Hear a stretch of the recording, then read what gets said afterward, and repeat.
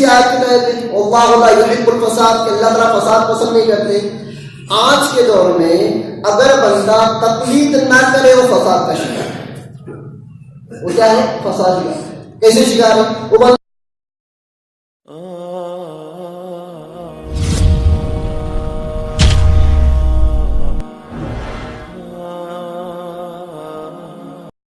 اتنی باریک بینی سے ان لوگوں نے ہم تک قرآن پہنچایا، احادیث پہنچائی اور باریک سے باریک مسائل کو ہم تک پہنچایا.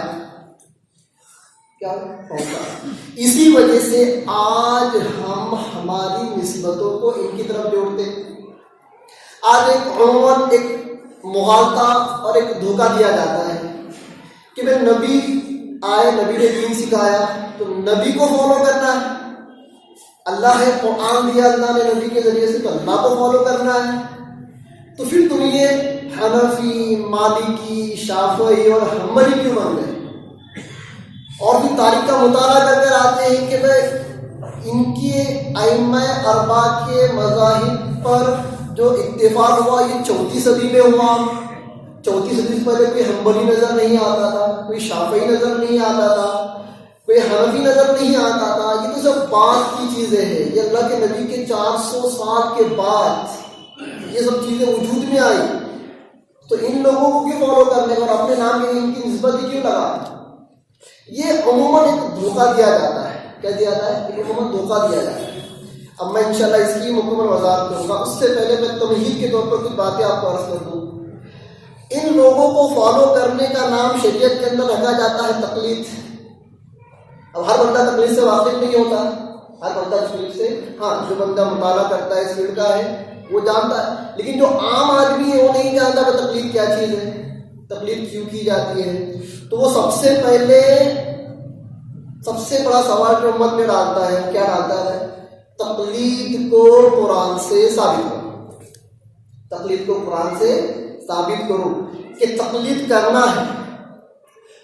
پھر یہ ثابت کرو تقلید کرنا ہے تو چاروں میں سے ایک کی کرنا ہے. چاروں کی ایک ساتھ نہیں کرنا ہے، 2 کی ایک ساتھ نہیں کرنا ہے، 3 کی ایک ساتھ نہیں کرنا ہے. کرنا ہے تو ایک کی کرنا ہے. پھر اس کو ثابت کرو. تو اس کے مختصر میں تمہیدی طور پر 2 جوابات آپ کو نقل کر دیتا ہوں قرآن کے ذریعے سے. اللہ تعالیٰ نے اپنے کلام میں فرمایا اللہ لا یحب الفساد اللہ لا یحب المفسدین. اللہ تعالیٰ نہ فساد پسند کرتے ہیں نہ فسادیوں کو پسند کرتے ہیں. نہ اللہ فساد پسند کرتے ہیں نہ اللہ تعالیٰ فسادیوں کو پسند کرتے ہیں. ٹھیک ہے. اب اگر ہم تقلید نہیں کرتے تو یہ فساد ہے. یہ کیا ہے؟ فساد ہے. اور تقلید نہیں کرنا، اس کی دعوت چلنا، یہ فسادی لوگ. اب اس کو تم کیسے سمجھیں گے؟ اللہ تعالیٰ فساد جب لفظ آتا ہے تو ہمارے مائنڈ میں کی جاتی ہے ہندو مسلم فساد یا جھگڑا فساد، گنڈا گردی، آواز، اس کو فساد.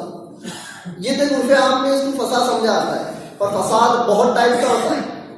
ایک ہوتا ہے ذہنی فساد، ایک ہوتا ہے عقیدے کا فساد. ایک ہوتا ہے عقیدے کا فساد اور ایک ہوتا ہے ذہنیت کا فساد. تو اللہ تبارک و تعالیٰ ہر قسم کے فساد ناپسند کرتا ہے. کسی کو مارنا، جھوڑنا اور جھگڑے فساد کرنا ہی فساد نہیں ہوتا ہے. اپنی ذہنیت کو ایسی چیزوں سے بچانا جس کے ذریعے سے فساد وجود میں آتا ہے، اور اپنے عقیدے کو ایسے عقیدوں سے بچانا جو فاسد عقیدے ہیں. تو یہ بھی اسی آیت کے تحت ہے اللہ لا یحب الفساد کہ اللہ تعالیٰ فساد پسند نہیں کرتے. آج کے دور میں اگر بندہ تقلید نہ کرے وہ فساد کا شکار ہے. وہ کیا ہے؟ فساد کا. کیسے شکار ہے؟ وہ بندہ یہ کہتا ہے میں تم حنفی نماز پڑھتے ہو میں محمدی نماز پڑھتا ہوں. تم حنفی نماز، تم شافعی نماز پڑھتے ہو میں محمدی نماز پڑھتا ہوں. تم تقلید والی نماز پڑھتے ہو میں بنا تقلید والی نماز پڑھتا ہوں. میں بنا تقلید والی نماز پڑھتا ہوں.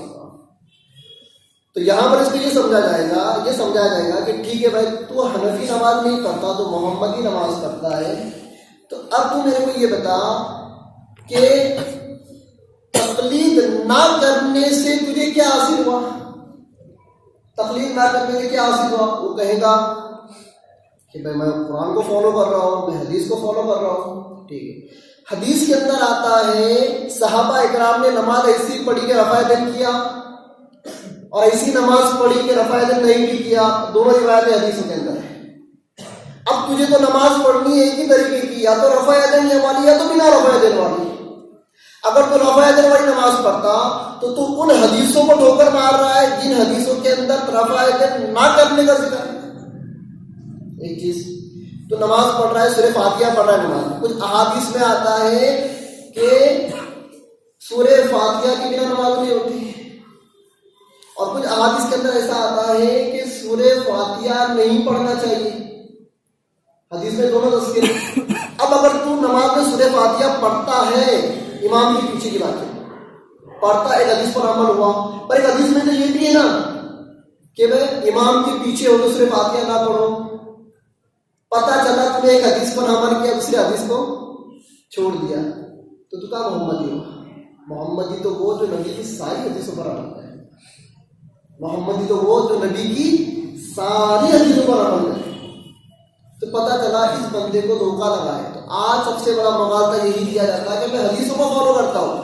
تو حدیثوں کے اندر تعارض ہے, حدیثوں کے اندر تقدیم و تاخیر ہے, اور یہ اختلاف صحابہ کے زمانے سے. صحابہ حضرت عثمان رضی اللہ تعالیٰ عنہ نے اپنے زمانے کے اندر قرآن شریف کو جمع کیا.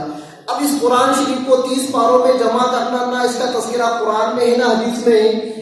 آپ جو رمضان کے اندر جو قرآن شریف جو پڑھتے ہو تراویح کے اندر, یا جو نسخہ آپ کے گھر میں رکھا ہے جس کی آپ روزانہ کی تلاوت کرتے ہو, یہ ترتیب نہ اللہ کی ہے نہ رسول کی ہے, یہ ترتیب عثمان کی رضی اللہ عنہ. اب تم کہاں محمدی ہوئے, اس لیے تم محمدی طریقے پر قرآن نہیں پڑھ رہے.